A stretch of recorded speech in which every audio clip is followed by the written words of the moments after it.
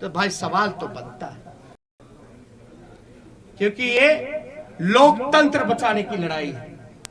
और लोकतंत्र कैसे बचे? और एक वोट से हार भी होती है, जीत भी होती है, लेकिन आप देख रहे होंगे ना, चेहरे का चमक कहां चला गया? तीसरे नंबर पर। अब तक सामने नहीं आया, फिर क्वारंटाइन हो गया, फिर क्वारंटाइन हो गया। अरे भैया, अंतरात्मा जगाइए। नैतिकता, सिद्धांत, नीति, विचार सब धूमिल आपने कर लिया। अब आपने तो खुद कहा संन्यास लेने की बात।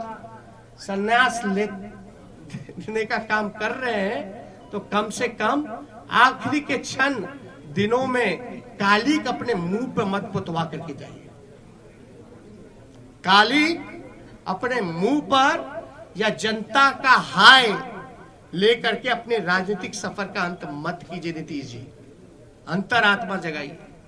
इसलिए हम सब लोगों को लगा कि ये प्रेस कॉन्फ्रेंस करना, और मैं पुनः बिहार को धन्यवाद दूंगा, धन्यवाद यात्रा करूंगा। भले ही छल कपट से कुर्सी पे ना बैठ पाए, लेकिन जो लोगों ने अपने दिलों में बैठाया है, इसके लिए हम जरूर जनता को धन्यवाद देंगे। और हमारा मानना है महागठबंधन की जीत हुई है, डबल इंजन की हार हुई है, जनता हमारे साथ है। और कुछ प्रकोष्ठ के लोग जो नतीजा, फैसला नहीं, जिन्होंने नतीजा सुनाया है,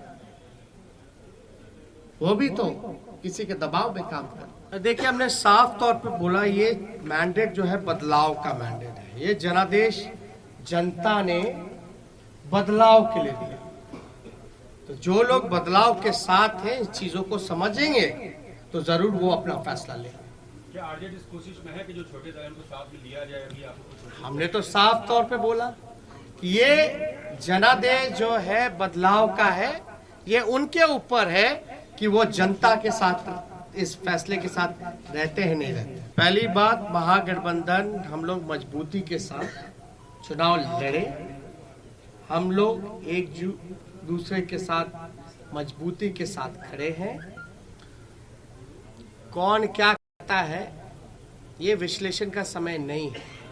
अभी जो बात है, ये समय है कि हमको जो हराने का प्रयास किया जा रहा है, जो हमने सिंपल सा सवाल पूछा है कि जो रद्द हुए हैं क्यों हुए हैं, प्रक्रिया उसकी शुरुआत की थी, अंत में आपने ये क्यों किया, आपने रिटर्न में लिख करके क्यों नहीं दिया। मेरा अभी भी मानना है कि लगभग ऐसे 20 सीटें जो हैं हम लोगों को हराया गया है। नहीं, देखिए, किसी के बाद एक तो अपने ही गाइडलाइंस का, जब हमने आरा का एक एग्जांपल दिया कि रात में आप बक्सा लेके जा रहे हो, आ रहे हो, वो क्या उचित है? क्या वो गाइडलाइंस को वो चीजें फॉलो करती है?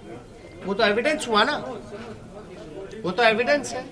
वीडियो में आपका आईडी कार्ड भी दिख जाएगा, बैलेट पे बक्से जो रखे हुए हैं स्टील के, उसमें नंबर भी दिया जाएगा, गाड़ी का नंबर भी मिल जाएगा। तो उसमें हम तो स्पष्ट रूप से मान रहे हैं कि हमको तो कम से कम 130 सीटें महागठबंधन को मिली है। 130 सीटें मिनिमम महागठबंधन को मिली है to satisfy the candidates whatever their queries has. That's it. If they will not satisfy the candidates, then we might go to the court. और सर, आपको लगता है कि ओवैसी पार्टी एआईएमआईएम ने आपको बड़ा नुकसान पहुंचाया है, खासकर अगर सीमांचल की बात करें? और क्या महिला मतदाताओं का रुझान इस बार भी आपके पक्ष में नहीं आया है क्या? ये बहुत ही अच्छा सवाल। हम तो कह रहे हैं हम 130 सीट जीते हुए हैं, हम तो बहुमत में आ गए। हम तो बोल रहे हैं कहां नुकसान पहुंचाया। दूसरी बात, साइलेंट वोटर्स, ये साइलेंट वोटर्स है कि इनविजिबल वोटर्स है? और साइलेंट वोटर क्या बोल रहा है? आप लोगों को कौन बोल दिया कि साइलेंट वोटर ने एनडीए को वोट दिया? हम तो जानना चाहते हैं। तब तो साइलेंट वोटर रहा ही नहीं ना। प्रधानमंत्री जी साइलेंट वोटर का जिक्र कर रहे हैं। उनके पर तो लोग बड़ा वोकल होते थे, अब साइलेंट हो गए। और साइलेंट हो गए तो प्रधानमंत्री जी को कान में जाके बोल दिया गया। जब बोल ही दिया तो साइलेंट कहां रह गए? ये साइलेंट वोटर थे ही नहीं। ये साइलेंट वही है जो इनविजिबल वोटर है, जो कि बीजेपी के प्रकोष्ठ है। कौन किसके साथ है, कहां किसके साथ है, हा? लेकिन हमारे आंकड़े के हिसाब से जो कैंडिडेट वहां रहे, हम तो 130 पे हैं। हम तो ये कह रहे बिहार की जनता हमारे साथ है। आप क्यों जोड़ गुना भाग करा करके आप सरकार हथियाना चाहते हैं? पहली बात, महिलाओं की जहां तक बात आएगी तो जब सरकारी नौकरी मिलता है तो उसमें महिलाएं नहीं है? आप देखिएगा महंगाई इतनी बढ़ गई तो क्या महिलाओं के किचन को इफेक्ट नहीं किया? सिलेंडर का दाम क्या है? घर का बिजली बिहार में सबसे महंगा है, क्या वो महिलाओं को असर नहीं करता है? ये महिला को अगर पहले नुकसान होता था अगर शराब का, घर का पैसे का, तो 200 रुपए का। आज नीतीश कुमार जी की वजह से जो ब्लैक मार्केट बन गया है, वही 200 रुपए से ज्यादा 500 रुपए का घाटा हो रहा है महिलाओं को। तो कहां से उनके साथ महिलाएं भाई? ये सब केवल एक स्क्रिप्टेड प्रोपेगेंडा चलाया गया है। और जो कि इस इलेक्शन में ये जितने स्क्रिप्टेड प्रोपेगेंडा चलाने की कोशिश की गई, अरे आपने तो देखा इस चुनाव में इतने शक्तिशाली पीएम हो, मुख्यमंत्री हो, अब शब्द भी मेरे को कहा, मेरे परिवार को कहा, फिर भी हम आशीर्वचन के तौर पे हमने चुनाव लड़ा।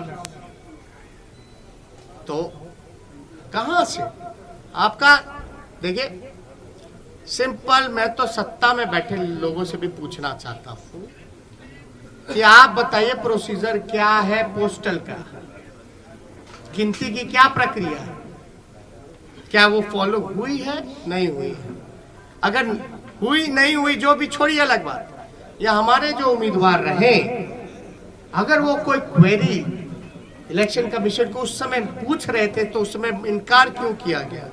लिखित तौर पे क्यों नहीं दिया गया? और अब हम सभी उम्मीदवार जो है लिख करके इलेक्शन कमीशन को भेज रहे हैं। और हमको तो सीडी भी चाहिए, वीडियोग्राफी भी देखना है। इससे पहले कि मैं अगला सवाल तेजस्वी जी के लिए लूं, मैं एक चीज और उसमें जोड़ देना चाहता हूं कि इस बार सबसे बड़ा पोस्टल बैलेट का आधार था नियोजित शिक्षकों की। बिहार सरकार और उसके मुखिया को मालूम था कि ये पूरी की पूरी नियोजित शिक्षकों का समुदाय शिफ्ट कर गया है, इसलिए इनवैलिड करने की कोशिश हुई। और वो सब चीजें हम एविडेंस के तौर पर मांगेंगे और इनके जीते हुए लोग हारेंगे। और एक बात, इनवैलिड करने का कारण जो हमको संदेह है ये है कि पोस्टल की जितनी भी काउंटिंग हुई है, एज एन एग्जाम्पल राघोपुर अगर लेते हैं, मेरे क्षेत्र का लीजिएगा, जहां हम 37,000 से चुनाव जीते, जहां हम अच्छे से चुनाव जीते हैं, वहां भी पोस्टल में हम जीते हुए हैं लगभग 3 गुना ज्यादा से। एक एग्जाम्पल अगर रूनी सैदपुर का लीजिएगा, सीतामढ़ी का, तो वहां लगभग जो है 15 से 20,000 वोटों से हारे हैं, 25,000 से हारे हैं।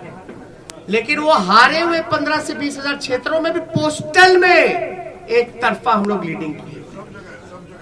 यानी पोस्टल में जो मनोज झा जी ने कहा कि ज्यादातर पढ़े लिखे लोग शिक्षकों का, नियोजित शिक्षकों का रहा है, जिन मुद्दों के साथ हम समान काम समान वेतन दिलाने की जो बात कही थी, हमारे पक्ष में वो वोट मिले जिसको रद्द किया गया।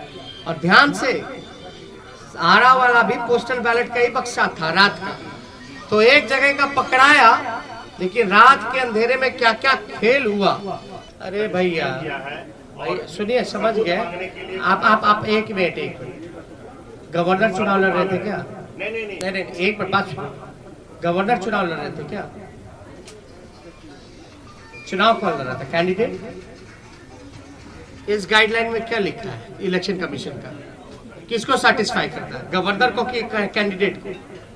क्या वो सीडी दिखाए क्या? दे, मीडिया को दे दे, अरे मीडिया को दे दे, सब देखे ना। Thank you. जो 20 सीटें आपने चिन्हित की है जिसमें गड़बड़ी की गई है, उसमें आपकी कितनी है और कांग्रेस की कितनी है? वो लिस्ट हम लोग दे देंगे, उसमें कोई वो नहीं है। और अब मैं इस प्रेस कॉन्फ्रेंस की समाप्ति की घोषणा करता हूँ। शुक्रिया। क्या महागठबंधन वीआईपी और हम पार्टी के संपर्क में है? लेट से आया। हमने पहले ही इसका जवाब दे दिया है कि ये जनादेश बदलाव का है और फैसला उनको लेना है कि जनता के फैसले के साथ है कि नहीं।